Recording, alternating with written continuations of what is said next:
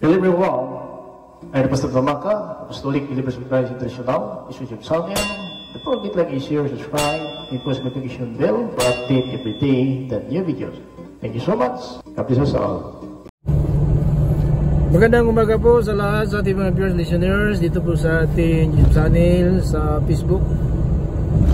Ang kapayapaan na tabag ng Diyos na may summa sa atin sa magitan ng ating Panginoon Yesus Cristo. Ito po yung lingkod, Pastor Tamaka, Apostolic Believers of Christ International. Sa lahat ay magpasalamat tayo sa Panginoon sa kanyang kabutihan. Hindi po tayo pinabayaan ng Diyos sa bawat araw. Patuloy po na biyayaan Diyos sa atin sa palibagong araw na naman is February 22, 2024.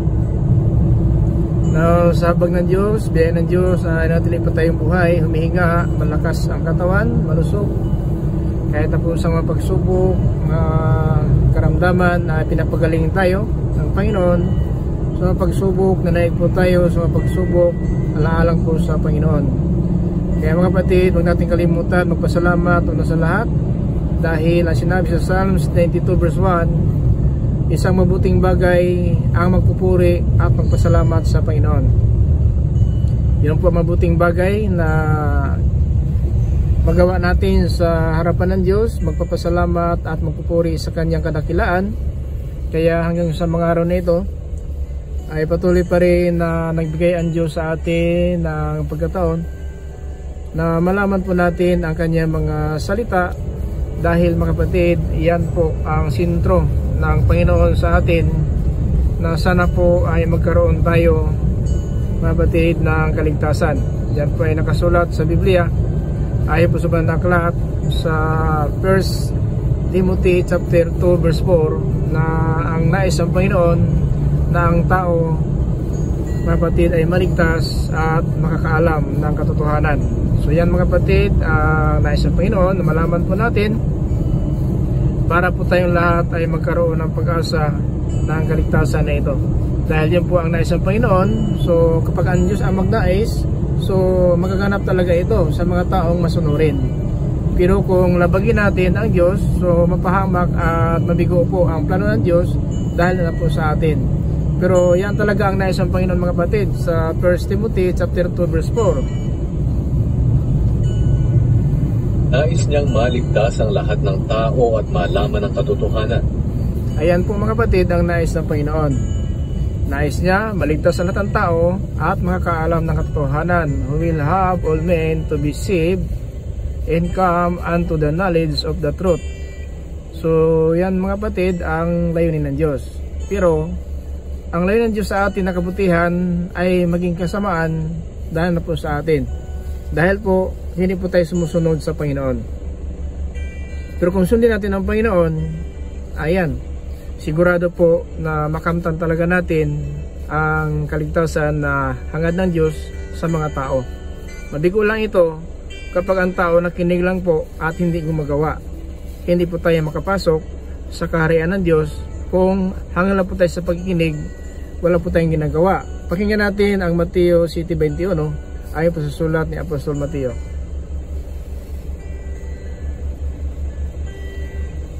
Rami ang tumatawag sa akin ng Panginoon, pero hindi ito nangangahulugan na makakapasok sila sa kaharian ng langit. Ang mga tao lang na sumusunod sa kalooban ng aking Amang nasa langit ang mapapabilang sa kanyang kaharian. So yan po mga kapatid, no? Kaya tumawag tayo, manalangin, magpupuri sa Panginoon, pero hanggang lang po tayo sa pagpupuri, pagtawag, pagkilala sa Kanya, pero ang pagtupad wala po sa atin.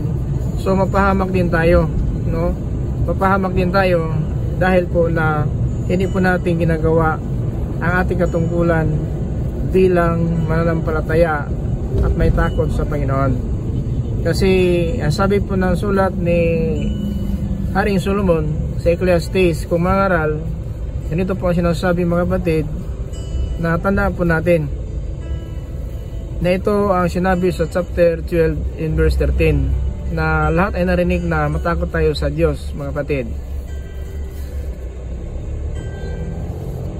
Ngayong nabasa mo na ang lahat ng ito, ito ang aking huling payo. Matakot ka sa Diyos. at sundin mo ang kanyang mga utos, dahil ito ang tungkulin ng bawat tao. So may katungkulan pala tayo. Kaya pala, sinabi ng Panginoon na nais niya lahat ng tao ay maligtas. So may katungkulan tayo. May tungkulin po tayo lahat dito sa sanlibutan. Kasi ito ang tungkulin ng bawat tao. So lahat ng isinilang sanlibutan, bawat tao, may katungkulan po tayo na matakot sa Panginoon at sumunod ng kanyang utos. So kasi yun po ang sinabi ng sulat ni Haring Solomon sa Ecclesiastes Mangaral, Kabanata 12, Talata 13. Sapagkat hahatulan tayo ng dip. Kasi po. Ngayong nabasa mo na ang lahat ng ito, ito ang aking huling payo. Matakot ka sa Diyos at sundin mo ang kanyang mga utos, dahil ito ang tungkulin ng bawat tao. 14. Sapagkat hahatulan tayo ng Diyos ayon sa lahat ng ating ginagawa, mabuti man o masama, hayag man o lihim. So yan po mga kapatid, sapagkat harap tayo sa Panginoon at tatanggap tayo ayon sa ating gawa, hayag man o lihim. So ibig sabihin, ito sa libutan mga kapatid, marami pong nakakulong dahil po na nahayag ang gawa nilang kasamaan, pero marami ding malaya na hindi po nakulong dahil inahayag po ang ginawa nilang kasamaan. Pero sa araw ng hatol, mga kapatid, hayag man o hindi, dadalhin po yan sa hatol. Sapagkat hahatulan tayo ng Diyos ayon sa lahat ng ating ginagawa, mabuti man o masama, hayag man o lihim. So ayan mga kapatid, wala po tayong matago. Wala po tayong matago sa paningin ng Diyos dahil nakikita ng Diyos ang lahat ng bagay. Ano po natin, walang nakatago sa paningin ng Diyos. Kaya ano man ang ating katayuan ngayon dito sa libutan ay nakita po ng Diyos ang ating ginagawa, sapagkat anong ginawa natin, hayag po yan sa paningin ng Diyos. 16:17 dito po sa Jeremiah. Nakita ko ang lahat ng pag-uugali nila. Wala kahit anuman na naitatago sa akin. Nakita ko rin ang mga kasalanan nila. So yan mga batid. So kaya ang nais ng Panginoon, lahat ng tao ay maligtas at makakaalam ng katotohanan. Kapag hindi natin alam ang katotohanan, hindi tayo maligtas. Kasi pag wala sa ating katotohanan, paano gawin natin ang kalooban ng Diyos na wala sa atin ang katotohanan? Kasi ang katotohanan talaga ang nagpapalaya po sa atin. Nang habang na hindi pa natin alam ang katotohanan, alipin tayo na ano man na lituntunin, samahan, kung relihiyon, kung tradisyon, doktrina na nag-alipin po sa atin. Dahil po, hindi natin alam ang katotohanan. Pero kung alam natin ang katotohanan, hindi po tayo malipin doktrina, lituntunin, relihiyon, kung samahan na hindi po mga kapatid sumusunod ng katotohanan. Pero habang wala sa ating katotohanan, kahit mali po ang tinuturo sa atin, ay ginagawa po natin. Dahil po, hindi po natin nalalaman ang katotohanan. Dahil po ang katotohanan ang magpalaya sa atin. Now, kahit na kung sabihin natin may relihiyon po tayo ngayon, pero hindi natin ginawa ang kalooban ng Diyos, bakit? Natin alam kung ito ba talagang dapat gawin o nagdalawang isip tayo kung talagang ito ba ang tama. Pero nasa ating katotohanan, alam natin kung anong dapat gawin sapagkat alam natin katotohanan. Pero hanggang na wala sa ating katotohanan, maaaring maalipin tayo ng samahan, doktrina, relihiyon, tradisyon o mga lituntunin man yung labag po sa kalooban ng Diyos. Kaya sinabi po mga kapatid sa John 8:32, ito po sinabi ng Panginoon Jesucristo na malalaman yung katotohanan at ang katotohanan ang magpapalaya sa inyo. So yan mga kapatid, ang nagpapalaya sa atin sa samahan, relihiyon, doktrina, tradisyon, alituntunin ng sanlibutan na hindi po kay Kristo. Pero habang naman sa ating katotohanan, hanggang ngayon alipin pa rin tayo ng samahan, alituntunin, relihiyon, kung tradisyon, doktrina na kahit labag po sa Panginoon. So ito sinabi po sa John chapter 8 verse 32. Pakinggan natin.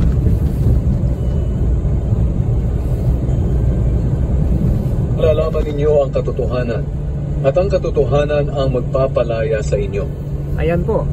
Now, habang tayo na hindi nakaalam ang katotohanan, hanggang ngayon, sunod pa rin tayo ng sunod kahit mali. tulad ng Diyos-Diyosan na sinasamba po ng sanlibutan, pero sa Panginoon, bawal talaga yon. Pero hanggang wala sa ating katotohanan, maring maalipin tayo pa rin kahit mali po ang pamumuhay at paglilingkod sa Panginoon. So yan po ang dahilan na ngayon, hanggang ngayon, ang Panginoon ay pinapaalam sa atin ang katotohanan para malaman natin kung itong ating ginagawa, sinusunod natin doktrina, tradisyon, kung alituntunin ng relihiyon, kung talagang sang-ayon ba ito sa Panginoon. Kapag nalaman natin katotohanan ito sang-ayon, ay iniwasan na po natin kasi alam na po natin katotohanan. Kaya tama lang ang pagkasabi ng Panginoon, mga batid, dito po sa Mateo Kabanata 5 talata 20 po, na ito po sinasabi. Ano ibig sabihin ito, mga batid? Pakinggan natin ang sinabi ng Panginoon Kristo habang kasama ng mga apostol. Sinabi pa ni Jesus, narinig ninyo na sinabi noong una sa ating mga ninuno, huwag kayong papatay dahil... Excuse me po, tumalon po. Iatandaan ninyo, kung hindi ninyo mahihigitan ang pagsunod ng mga tagapagturo ng kautusan at ng mga Pariseo sa kalooban ng Diyos, hindi kayo makakapasok sa kaharian ng Diyos. Ayan mga kapatid, paano mahigitan natin ang mga Pariseo, mga eskriba, kung mga pastor, tagapagturo, kung sunod lang tayo ng sunod kahit mali? So paano mahigitan? Mahigitan lang po natin sila kung alam natin na ang tinuturo mali. Pero kung hindi mo alam na ang tinuturo mali, hindi mo mahigitan ang mga pastor, mga pari, tagapagturo ng kautusan. So ganun po ang ibig sabihin. Pero kung mahigitan natin sila, ibig sabihin, mali po yung pastor, mali po yung father, mali po yung brother. So, di ba? So nahigitan mo na. So makapasok tayo. Kasi alam natin na ating ginagawa, tama o mali. Pero kahit mali sumusunod ka, hindi ka makahigit sa nagtuturo sa iyo. Pastor, pari, tagapagturo. So sunod ka lang ng sunod dahil alam mo siya ay pastor, pari, tagapagturo, sunod ka ng sunod. Paano mahigitan mo siya kung malaman mo na ang turo niya ay labag na pala sa kalooban ng Diyos? So ganun po yan mga kapatid. Pero kung hindi mo alam na labag sa kalooban ng Diyos, sunod ka pa rin ng sunod kahit mali.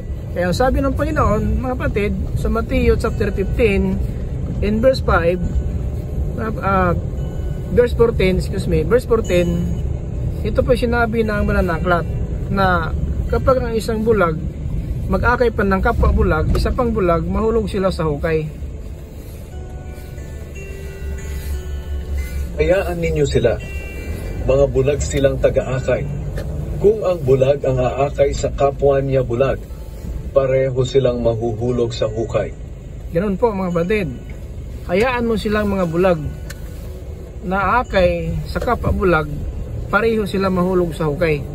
Na kung sunod yan ang sunod, kahit bulag sa katotohanan po, kasi ang tinutukoy dyan, bulag sa katotohanan. So kung bulag sa katotohanan, na batid, ang nag-akay sa atin, na tayo din, mahulog tayo sa hukay. Ang hukay na yan, yung pong impyerno. So kasi mahirap na mga kapatid, sunod yan ang sunod. Kasi minsan natamad na po tayo magbasa ng Biblia. So kailangan magbasa tayo kasi ang sinabi ng Biblia, basahin. O, saliksikin at basahin. So meaning to say, hindi nakinig lang po tayo. Sinasalisik natin, binabasa natin. Sample ko sa akin mga kapatid, example ko lang sa akin sarili, hindi lang po sa inyo. Ako po dati naalipin po ako ng isang samahan, almost 16 years. Kasi ang akala ko lang, doktrina, tradisyon, ang inasahan ko, kasi pastor talaga sila. Pero na dumating ang pagkataon, siguro ayaw ng Panginoon talaga na aasa tayo na walang maasahan. So nagbabasa talaga ako ng maigi ng Biblia at natuklasan ko na mayroon pong mga tradisyon, doktrina na hindi po sang-ayon sa Biblia. So yun po, kaya dahilan ako po ay humiwalay at saka nagpapatuloy pa rin ako dahil sa kaalaman ng Diyos na bigay po sa akin. So yun po ang ibig sabihin na kailangan mahigitan natin. Kasi kung natin mahigitan mga batid, so paano tayo magkamit ng kaligtasan? Nasunod pa tayo ng sunod dahil pastor, dahil pari, tagapagturo ng kautusan, sunod tayo ng sunod, na yun pala, kapahamakan na pala ating kantungan. No? Kaya sinabi talaga ng Panginoon sa Mateo chapter 5:20, napakaliwanag po. Iatandaan ninyo, kung hindi ninyo mahihigitan ang pagsunod ng mga tagapagturo ng kautusan at ng mga Pariseo sa kalooban ng Diyos, hindi kayo makakapasok sa kaharian ng Diyos. Akala natin kalooban ng Diyos yun, turo nila. No? akala natin tama ang doktrina at tradisyon, alituntunin, sunod tayo ng sunod. Paano mahigitan natin sila? Kung sabi natin amen, praise the Lord, yun pala kahit mali po, wala na po sa Biblia, sunod pa rin ang sunod dahil po na hanggang lang po tayo sa pakikinig at paggawa. Pero wala po tayong ginagawa sa pagsaliksik kung ito talaga ay ma-prove natin na sang-ayon po sa katotohanan. Kung wala, so yan po ibig sabihin, kung bulag nag-akay sa atin, pareha tayong mahulog sa hukay, yun po yung impyerno. Pero ayaw ng Panginoon talaga na umaasa po tayo ng buhay na walang hanggang at kapahamakan pa lang pala ating mapuntahan. Kasi ang ating key verse, 1 Timothy chapter 2 verse 4, na isang Panginoon, lahat ng tao ay maligtas at makakaalam ng katotohanan. So dalawang paraan po, mga kapatid, maalaman natin katotohanan. So yun po mga kapatid ang dapat natin gawin. Kailangan tayo magbasa ng Biblia. Huwag tayong kumpiyansa kasi sayang po ang pagkataon mga kapatid. Ayun mga kapatid, no? So ang katotohanan talaga nagpapalaya sa atin na kung wala sa ating katotohanan, so sunod tayo ng sunod. Hindi natin alam na ito pala ay hindi kalooban ng Diyos, kaya dapat saliksikin, no, ang kasulatan. Ayon po si Isaias Kabanata 34 talata 16 na saliksikin ang aklat, basahin. So hindi kay makinig lang po tayo, magbasa naman tayo, huwag tayo maging tamad. Kasi ang tamad, mga kapatid, na pumuhay ay hindi nakakabuti po, no, sa atin. So 34 mga kapatid 16, dito po sa Isaias, ito po sinabi ng Panginoon.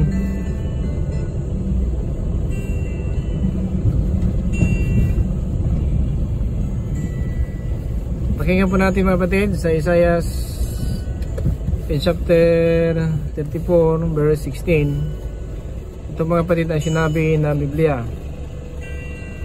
Tingnan ninyo ang aklat ng Panginoon at basahin. Wala ni isa man sa mga sinabi ko ang hindi matutupad. So tingnan ang aklat at basahin. Walang isa man na hindi matutupad. So paano tuparin natin? Kung natin alam, hindi po tayo nagbasa. So hindi natin magagawa talaga. Paano tuparin natin yon? Kung hindi natin alam ang katotohanan, so kailangan basahin. Hindi kayo makinig lang po tayo, sapagkat kung makinig lang po tayo, madaya tayo, no? Tulad ng mga witness na umarap lang at nagsasalita na walang mga ebidensya. So madaya tayo kung nakinig tayo, tama itong sinasabi niya. So kung alam mo na hindi pala tama, so kailangan natin mapatunayan na sa Biblia ba, ebidensya ba talaga sa Biblia na dapat natin paniwalaan. Kasi kung makinig lang po tayo, pwede tayo madaya. Kasi kung aniwala lang po tayo at totoo sinasabi niya, walang ebidensya, walang ikaprove natin na tama, totoo talaga ito, paano natin yan mga kapatid mapatunayan na hindi pa tayo nagkakamali? Kaya kung witness lang po siya, tumayo sa harapan ng hisgado kung korte, pag walang ebidensya ay hindi po dapat paniwalaan, kasi ebidensya po. Kaya binabasa po natin sa Biblia para may ebidensya po tayo kung talagang totoo ang mga aral at tinuturo sa atin. Kapag napatunayan po natin totoo, hindi po tayo susunod, kasi mga sinungaling po sila, sapagkat ang sinungaling ay sa diablo. So hindi pwede mga kapatid na sunod tayo ng sunod. Kaya tama lang ang Biblia nagsasabi na saliksikin at basahin. Wala na kulangan ng kasama, sapagkat matutupad talaga ang sinabi ng Panginoon. Kailangan talaga gawin natin. Kung hindi natin alam, ito pala ang dapat gawin, yung ginagawa natin pala ay hindi po kalooban ng Diyos, so kapahamakan po ating kantungan. Ganyan po ang kalagayan natin. Kaya ang ginagawa natin mga kapatid, nagpapatuloy tayo sa pag-aral, sinasaliksik natin ang Biblia sa awa ng Diyos. Hanggang ngayon ay patuloy tayo na nagsasaliksik at ating nalalaman ito talaga ay totoo o hindi. Kasi kung sa aral lang po tayo mga kapatid, maraming nangaral ngayon. Kaya yan po nga, dahil po sa aral ay sumusunod tayo. Sumunod po tayo sapagkat pinapangaral. Pero kailangan natin malaman kung itong pinapangaral ay may basihan ba talaga sa Biblia, totoo ba ito o hindi. Kapag hindi, huwag ka nang susunod. Kasi sinabi nga ng Biblia, kapatid, na salisikin at basahin. Tingnan ninyo ang aklat ng Panginoon at basahin.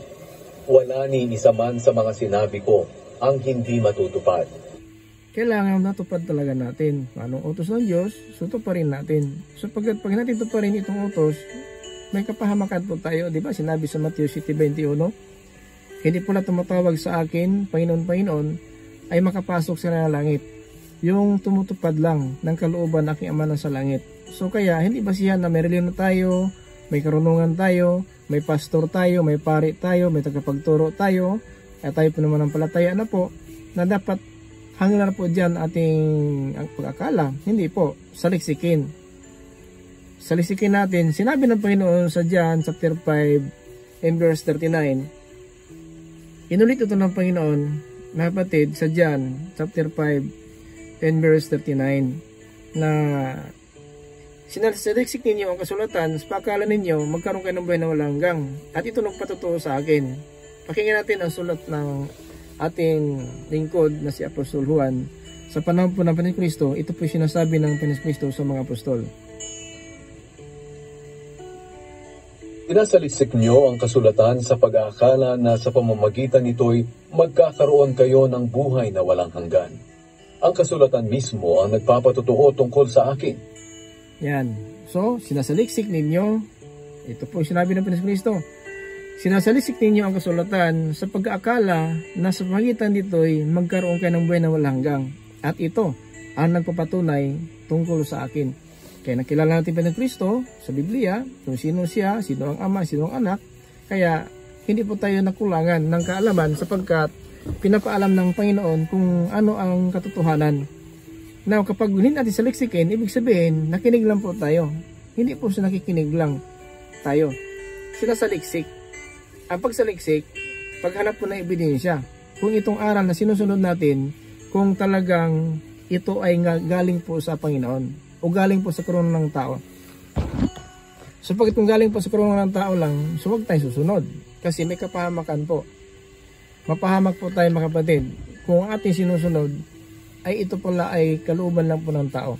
Kaya kapag kalooban ng tao po, ang ating sinusunod, nabaliwala po natin, mga kapatid, ang utos ng Diyos. Pakinggan natin si Marcos.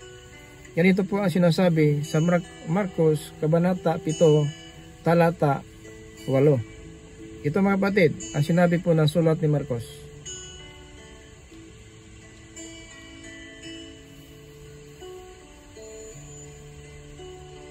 Sinusuway ninyo ang utos ng Diyos at ang sinusunod ay mga tradisyon ng tao.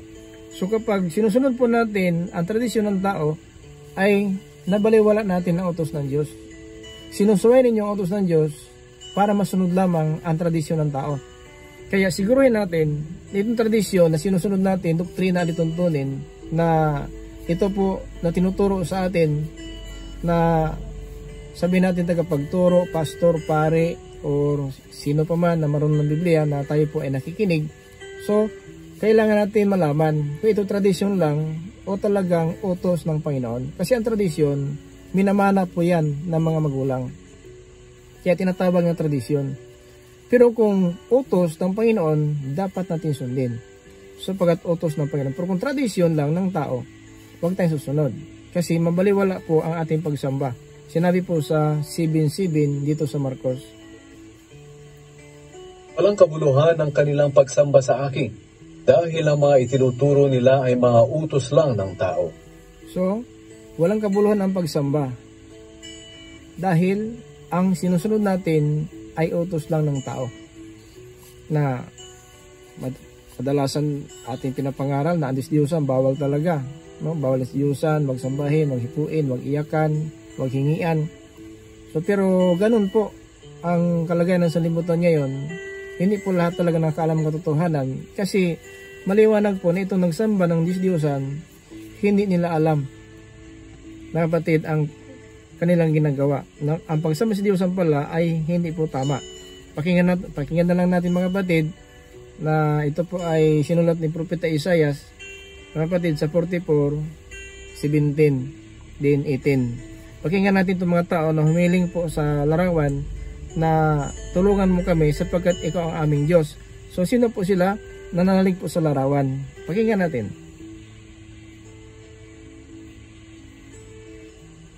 At ang ibang piraso ay ginagawa niyang ribulto, at sa ribultong ito'y nananalangin siya ng ganito, iligtas mo ako, sapagkat ikaw ang aking Diyos. So may mga tao na sanay po ng larawan, hipo-hipo, iyak-iyak, hingi-hingi. At sinabi, iligtas mo ako, sapagkat ikaw ang aking Diyos. Ano po ito? Ribulto. At ang ibang piraso ay ginagawa niyang ribulto. At sa ribultong ito'y nananalangin siya ng ganito, iligtas mo ako, sapagkat ikaw ang aking Diyos. Kaya pag nanalangin ka na sa ribulto, so hindi mo naunawaan at hindi mo alam ang iyong ginagawa. Pakinggan sa verse 18. Hindi alam at hindi nauunawaan ng mga taong ito ang kanilang ginagawa. So, yung nagsamba ng disdiyusan at nanalangin sa disdiyusan, hindi nila alam ang kanilang ginagawa at hindi naunawaan. Kasi may nangaral. Kaya kung sunod na sunod tayo sa doktrina, lituntunin, tradisyon na pinapangaral sa atin, kahit sino man na nagbasa ng Biblia, dapat alam natin kung ito yung nagliligaw na pala sa ating pananampalataya. Kasi ganun ang dyablo. Gumagamit ng Biblia ang dyablo, may bulaan propeta, may bulaan apostol, may bulaan pastor ang dyablo. So anong ginawa nila? Natutulog? Hindi po, gumagalaw. Kumikilos ngayon ang masamang tao. Ang sabi sa 2 Thessalonians in chapter 1 in verse 7. Kumikilos ngayon ang tao na ito. Ito pong tao na may kapangyarihan po ng espiritu ng dyablo. So, anong ginawa ng bulang propeta ngayon? Paano sila matawag na bulang propeta kung hindi po sila nandaya? Paano matawag na bulaan apostol kung hindi po sila nandaya? Paano matawag na bulaan pastor pag hindi sila nandaya? Natutulog ba sila ngayon? Hindi po. Hindi magpalugi ang dyablo. Kaya nga naglagay siya ng bulaan propeta, may bulaan apostol, may bulaan pastor. Kung sabihin, natulog sila ngayon. Gumagalaw po ang dyablo, mga kapatid. Kumikilos ang dyablo ngayon. Pero ang mga tao na ito, na umaasa ng Diyusan, hindi na alam. At ninunawaan po ang kanilang ginagawa. Maliwanag po na hihiling sila sa Diyusan, iligtas mo ako sapagkat ikaw ang aking Diyos. Na may mga tao din ngayon, humihi po ng larawan, ribulto, at sinasabi, pagpalain mo ako, iligtas mo ako ng sakit na ito, sana ang lindol na ito ay matapos na, sana ang landslide na ito wala na, sana ang bagyo na ito ay hinto na. So di ba ganun, humihi po sila ng mga larawan, ribulto, na hindi po nakakatulong, no? Hindi makatulong sa kanila. Pakinggan natin sa verse 20. Ang mga gumagawa nito'y parang kumain ng abo. Ang hangal niyang isip ang nagligaw sa kanya, at hindi niya maililigtas ang kanyang sarili, at hindi siya papayag na ang ribultong nasa kanya ay hindi Diyos. Diba, nakipagtalo sila, di pastor, ito talaga ang minamataan namin. No? Ang kanilang katuwiran, ito talaga ang minamana namin sa mga magulang. Patay na sila mga magulang. Ito talaga ang pagsamba namin, may Diyos-Diyosan. Hindi sila papayag na yung sinabi mo na yung Diyos-Diyosan na hindi Diyos. Kaya nakipagtalo. Nagkaroon ng diskusyon, debate, dahil ayaw sila maniwala na yung tinunuhuran nila na sinasabi ni Diyusan, ayaw sila maniwala. Ang kanilang paniwala, Diyos talaga. No? Ulitin natin sa 44:20 sa Isaiah.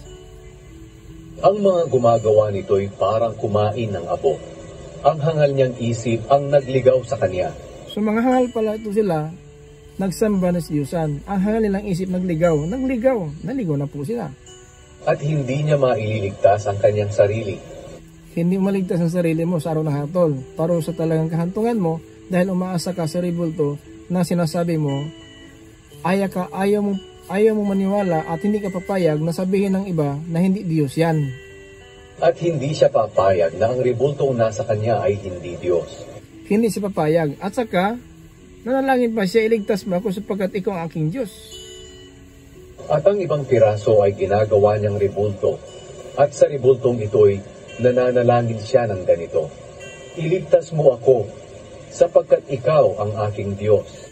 Di ba ganon? Di ba marami ngayon? Ikaw, di ba ginawa ito?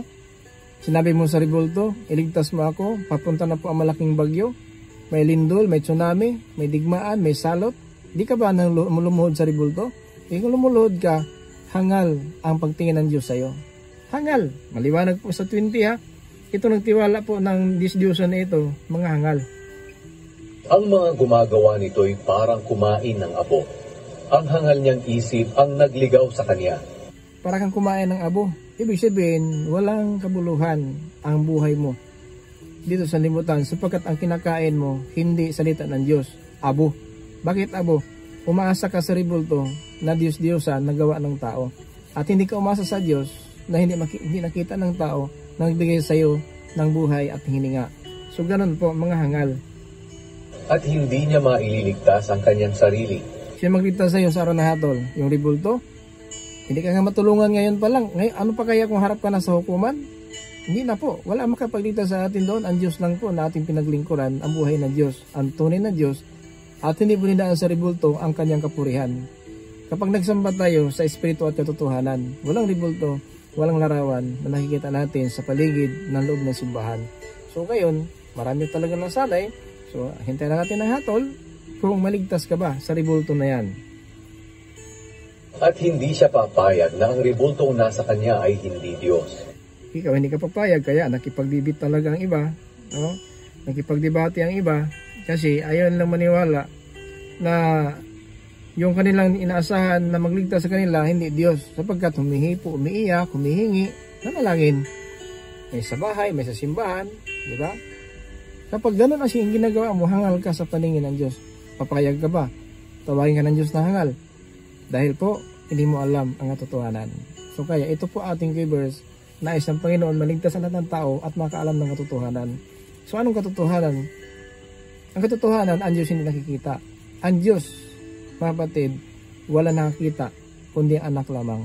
E ngayon, kung gawa ka ng rebulto, larawan, sabihin mo itong mga larawan na sinasamba mo, hinipuan mo at nalanginan mo ay totoo, hindi po totoo yan, mga kapatid. Tandaan po natin, hindi totoo po na yung rebulto na ating, mga kapatid, sabihin natin na sinasamba ay totoo po yan. Sapagkat dahil po dyan, nagalit po ang Diyos. Pakinggan natin sa Jeremiah 16:11 up to 12, mga kapatid. Jeremiah 16:11. Ito po ang sinabi po ng Banal na Aklat. 16:11 up to, ito po sa Biblia. Pakinggan natin. Hallelujah.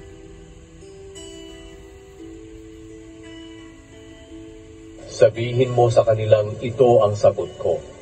Ginawa ko ito dahil itinakwil ako ng mga ninuno nila. Naglingkod at sumamba sila sa mga Diyos-Diyosan. Itinakwil nila ako at hindi nila sinunod ang kautusan ko. So kapag sumamba ka ng Diyosan, itinakwil natin ang Diyos. Huwag mo hayaan na itong pagsamba pa ng Diyosan, na itong dahilan na matakwil natin ang Diyos. Sapagkat ang sinabi ng Apostol Pablo sa 2 Timothy chapter 2 verse 12, kung itatakwil natin siya, itatakwil niya tayo. Ngayon kapag nagsamba ng Diyosan po tayo, natakwil na po natin ang buhay ng Diyos. At kung ganoon, itatakwil tayo sa araw ng paghatol. Sabihin mo sa kanilang, ito ang sagot ko. Ginawa ko ito dahil itinakwil ako ng mga ninuno nila. Naglingkod at sumamba sila sa mga Diyos-Diyosan. Itinakwil nila ako at hindi nila sinunod ang kautusan ko. Sa verse 12, mga kapatid, mas higit pa na masama. Masama ang pagtingin ng Diyos kapag nagsamba ang tao ng Diyos-Diyosan. Kaya ang Biblia po patunay sa Pahayag chapter 21 and verse 8 na nagsamba ng Diyos-Diyosan papunta ng apoy na hindi mamatay. Sa verse 12, at mas higit pa kayong masama kaysa sa mga ninuno ninyo. Ang kasamaan at katigasan ng mga puso nyo ang sinunod ninyo, sa halip na ako ang sundin ninyo. So ang nasa puso ng tao ang sinusunod niya, sa halip na ang Diyos sana ang dapat sundin. So dahil po na yan na ginawa, maranasan natin ang parusa ng Panginoon.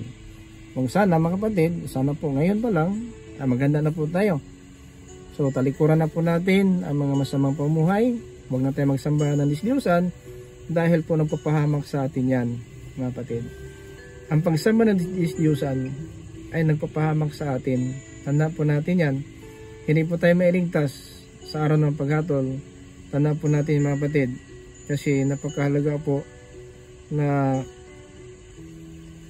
ito po ang salita ng Diyos, dapat malaman natin. Kaya nagyaya po ang Panginoon sa Jeremiah 25 verse 6, mga kapatid. Ganito po ang sinasabi ng Panginoon.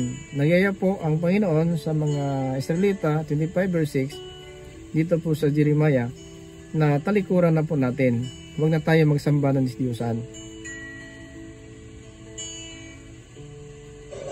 kayong sasamba at maglilingkod sa mga Diyos, at huwag ninyo akong gagalitin sa pamamagitan ng mga Diyos-Diyosan na ginawa lang ninyo, para hindi ko kayo parusahan. So dapat lang sundin natin, iwasan na Diyos-Diyosan para hindi parusa po ating kantungan. Paano tayo maligtas kung hindi natin alam ang katotohanan? Kaya ating key verse is 1 Timothy chapter 2 verse 4, nais ng Panginoon lahat ng tao ay maligtas at makakaalam ng katotohanan. Dahil kung kaligtasan ating inasahan, pag wala sa ating katotohanan, ligaw tayo ng sanlibutan. Pero kung nasa atin ang katotohanan, sigurado ang kaligtasan ay ating makamtan. Kaya pinapaiwasan na ng Panginoon ang Diyos-Diyosan, pero hindi nakinig, mga kapatid, ang mga tao. Verse 7. Pero hindi kayo nakinig sa Panginoon, lalo nyo pa nga siyang ginalit sa pamamagitan ng mga ginawa niyong Diyos-Diyosan. Kaya kayo na rin ang nagdala ng parusang ito sa sarili ninyo. So kaya iwasan na po, kasi may parusa talaga ang nagsamba ng Diyos-Diyosan. Na kung malaman katotohanan, kasi ito lang po ang pinakahit ng Panginoon, magmula pa sa angkan ni Israel hanggang ngayon, patuloy pa rin naging suwail tayo sa paningin ng Diyos. Mayroon pa rin nagluhod ng Diyos-Diyosan, nagsamba ng Diyos-Diyosan, na kahit po ito po ang pinakahit ng Panginoon, kung kaaway ng Diyos, itong mga tao, angkan ni Abraham na Israelita, nalipol po sa bundok ng Sinai sa katigasan ng puso at isipan. Ngayon tayo mga Hintil, tayo mga Grigo, kung walang Diyos, ang ibig sabihin, magmatigas din tayo, sumunod po tayo sa mga ginagawa po ng mga ninuno ni Israel. Mga kapatid, wag naman, kasi masayang lang po ang panahon na binigay ng Diyos sa atin. Ngunitin po na lahat, makaalis pa tayo sa mga tao po na ganyan po ang mga kaugalian kung pamumuhay sa sanlibutan. Kaya ang galit ng Diyos talaga maranasan dahil po sa Diyos-Diyosan. Kaya galit na galit ang Panginoon sa sanlibutan na ito sa mga taong masama. Pero sa mga matuwid, patuloy ang biyaya ng Diyos hanggang sa ating pagkalisanlibutan kung sumunod lang tayo sa kalooban ng Diyos. Kaya hindi po lahat tumatawag, hindi lahat ng nanalangin nagsasamba ay kinalugdan ng Diyos. Sapagkat may nanalangin nga, pero mga kapatid, dinadaan po mga kapatid sa mga Diyos-Diyosan. Nanalangin nga sila, pero dinadaan po sa Diyos-Diyosan, at yun po ang galit ng Diyos, mga kapatid, ay hindi po talaga matakasan ng sanlibutan, sapagkat yan po ang pinaka-hit ng Panginoon na kung tayo nagsamba na po ng Diyos-Diyosan. Jeremiah chapter 23 verse 10. Pakinggan natin mga kapatid, 23 verse 10. Sinabi ng Panginoon dito po sa Jeremiah.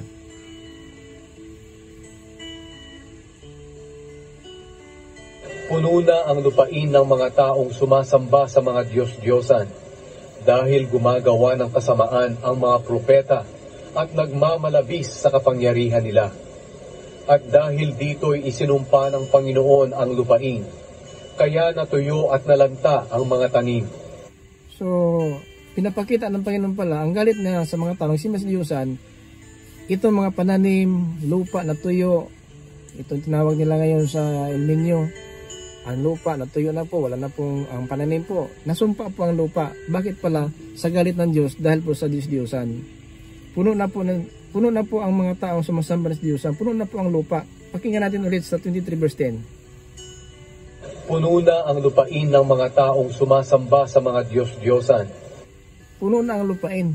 Kahit saan ka, sa Japan, Pilipinas, Hong Kong, China, Amerika, Indonesia, Europe, kung saan ka man sa salimutan, may nagsamba pa rin ng Diyos-Diyosan. Kasi Israel ka, bayan ng Diyos, marami pa rin nagsamba ng Diyos-Diyosan hanggang ngayon. So kaya puno na ang lupa. Kaya dahil dyan, ang galit ng Diyos ang maranasan ng salimutan. Kaya marami mga trahedya, marami mga pigatian kung ito po sumpa ang naranasan ng salimutan dahil po puno na ang lupa, no, sa mga nagsamba ng Diyos-Diyosan. Kaya ayaw ng Panginoon na gano'n na lamang, no, ang ating pumuhay, sapagkat ayaw ng Panginoon talaga mapahamak ang tao. Kaya ang nagsama sa Diyosan, tulad sila ng mga tao na nakatira sa Sodoma at Gomora. So ang kasamaan po nila, mga batid, ay nakita po ng Panginoon. At yun po nakatisod sa atin kung ganun po ating pamumuhay, nagsamba ng Diyusan, yan po makakatisod sa atin. So ayaw ng Diyos na ganun na lamang, mga kapatid, ang ating pamumuhay dahil na mahal tayo ng Diyos. Kaya nais ng Panginoon talaga na maiwasan natin, no, ang parusa na darating. Sapagkat ang Diyos, mga kapatid, Diyusan, hindi pa totoong Diyos yan. Tandaan po natin. Kasi ang mga tao talaga, nasanay na po 16:19 sa Jeremiah. Mga kapatid, pakinggan natin 16:19 sa Jeremiah. Ito po sinabi ng Panginoon. Sinabi ko, O Panginoon, kayo po ang kalakasan at tagapagkalinga ko sa panahon ng pagdadalamhati. Lalapit ko sa inyo ang mga bansa mula sa buong mundo at sasabihin nila, walang kwenta ang mga Diyos-Diyosa ng aming mga ninuno. Wala silang nagawa ng anumang kabutihan. So darating ang panahon, tulad natin, dati po, tayo po alipin ng tradisyon, alituntunin ng salibutan na ito. Sapagkat ako po'y nagkaroon ng pangunawa, yung tatay at nanay ko at lola ko, ganun talaga. May pagsamba po na may sinasamba na Diyos-Diyosan at ganoon din kami. Ang akala namin na ganoon talaga. Pero darating palang panahon na malaman po natin na walang kabuluhan. Kasi sabi ng Panginoon, no, ito po sinasabi po sa 16:19 sa Jeremiah. Sinabi ko, O Panginoon, kayo po ang kalakasan at tagapagkalinga ko sa panahon ng pagdadalamhati. Lalapit ko sa inyo ang mga bansa mula sa buong mundo at sasabihin nila, walang kwenta ang mga Diyos-Diyosa ng aming mga ninuno. Diba? Nahiwalay na tayo ngayon sapagkat alam natin na yung sinasamba ng ninuno natin, ating lulo, ating mga magulang, wala palang kwenta yun. Kaya, nadilat ang mata natin at saka naiwasan na po natin yon sa ganun na pamuhay. Kasi nakasulat sa Biblia, darating ang panahon na malaman natin na walang kwenta pala yung mga Diyos-Diyosan na ating inasahan na tayo po ay nagkaroon po ng pangunawa. Akala natin sa inyo natin ito ang tama. Sinabi ko, O Panginoon, kayo po ang kalakasan at tagapagkalinga ko sa panahon ng pagdadalamhati. Lalapit ko sa inyo ang mga bansa mula sa buong mundo at sasabihin nila, walang kwenta ang mga Diyos-Diyosa ng aming mga ninuno. Wala silang nagawa ng anumang kabutihan.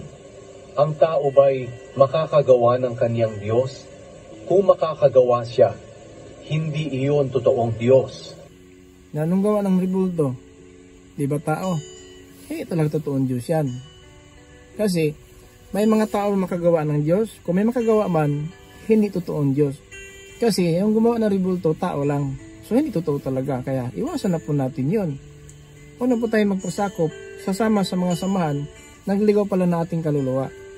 Kasi, kung may magawa ko noong tao na tulad ng Diyos, hindi totoo yan. Ano sinabi sa verse 20 ng Panginoon? Ang tao ba'y makakagawa ng kanyang Diyos? Kung makakagawa siya, hindi iyon totoong Diyos. Kaya, huwag ka nang maniwala sa rebulto. Kahit sabihin natin mukha ni Maria, ni Pedro, ni Juan, at ni Pablo, huwag ka maniwala sapagkat hindi po totoong Diyos. Yan, ang Diyos natin makita nasa langit. Siya ang tatawagin. Huwag ka nang hipo sa paanan ni Maria, sa paanan ni Pedro, paanan ni Juan, paanan po ni Pablo. Dahil po hindi totoo po sila ang Diyos. Ang Diyos ni Pablo, yun ang Diyos natin. Kaya huwag natin ituturi na ang Diyos idaan sa larawan. Kasi ang Diyos abubuin. Siloso po ang Diyos. Ayaw ng Diyos na siya ang gawa sa atin, siya ang nagbigay ng hininga at katawan na malusog, pagpapala, na doon kahihipo sa larawan. Kasi pinakahit ng Panginoon yan. No? Isang araw po, 3,000 na buwal na angkan ni Israel. Kahit lahi po siya ni Abraham, kahit nangako ang Panginoon kay Abraham na pagpapalayan ang kanyang lahi, pero maraming namatay sa bundok ng Sinai dahil po sa Diyos-Diyosan. Kaya mga kapatid, huwag tularan natin na ang mga ninuno natin kasi darating ng panahon, malaman natin na yung tradisyon ng ninuno natin, hindi pala totoo yun. Sinabi ko, O Panginoon, kayo po ang kalakasan at tagapagkalinga ko sa panahon ng pagdadalamhati. lalapit po sa inyo ang mga bansa mula sa buong mundo at sasabihin nila, walang kwenta ang mga Diyos-Diyosa ng aming mga ninuno. Wala silang nagawa ng anumang kabutihan. Ang tao ba'y makakagawa ng kanyang Diyos? Kung makakagawa siya, hindi iyon totoong Diyos. Kaya, huwag na kayong maniwala dyan. Ginawa lang po ng tao yan. No? Hindi lumitaw lang po yan sa simbahan mo na walang gumawa, walang naglagay. Siguro kung yun ang nangyari, hindi mo ginagawa yung lumitaw lang po yung larawan ni Maria dyan, baka sabihin mo na ito ang Diyos ang gumagawa. Pinahintuluan siguro ito sapagkat wala namang gumagawa ng tao. Kung dahil tao gumagawa, hindi totoong Diyos yan. Jeremiah in chapter 16 verse 20. Makagawa ba ang tao ng Diyos? Kung may makagawa man, hindi totoong Diyos yan. Ang tao ba'y makakagawa ng kanyang Diyos? Kung makakagawa siya, hindi iyon totoong Diyos. Kaya dahil po yung taong gumawa ng larawan ni Maria, ni Pedro, ni Juan, ni Pablo, huwag kayong maniwala, huwag kayong hihipo, huwag kayong luluhod, huwag kayong manalangin, sapagkat hindi kayo sasagutin ng Diyos. Sapagkat labag po yan sa kalooban ng Diyos. Kaya ang ating givers, na nais ng Panginoon, lahat ng tayo maligtas at makakaalam ng katotohanan. Dahil po, habang nawala sa ating katotohanan, bihag tayo ng relihiyon, samahan, na nag-alipin sa atin, na inakala natin, ito na ang ating minamataan, kung ito'y kaugalian na ating ninuno, na yun pala, hindi po, nakakabuti po, sa paningin ng Diyos. Ang key-verse natin, 1 Timothy chapter 2 verse 4. Nais niyang maligtas ang lahat ng tao at malaman ang katotohanan. Ayan po ang nais ng Panginoon. Sana din, nais mo malaman ang katotohanan. Sapagkat kung nais mo malaman ang katotohanan, madilat ang mata natin at mabuksan ang ating isipan na hindi pala tayo nakakaalam ng katotohanan. At dahil ang katotohanan sa atin, ligaw tayo sa ating inaasahan na buhay na walang hanggang kapahamakan pala ang ating kantungan. So mga kapatid, maraming salamat po sa ating mga viewers, listeners dito po sa ating YouTube channel sa Facebook. So huwag kalimutan, mag-like and share lang po tayo, subscribe. Don't forget to post notification bell for update everyday new videos or live streaming concerning the Word of God. I am the Pastor Lito Maca, the Apostolic Believers of Christ International. Resident to us, the grace of Jesus Christ be with us. Amen. Tayo po.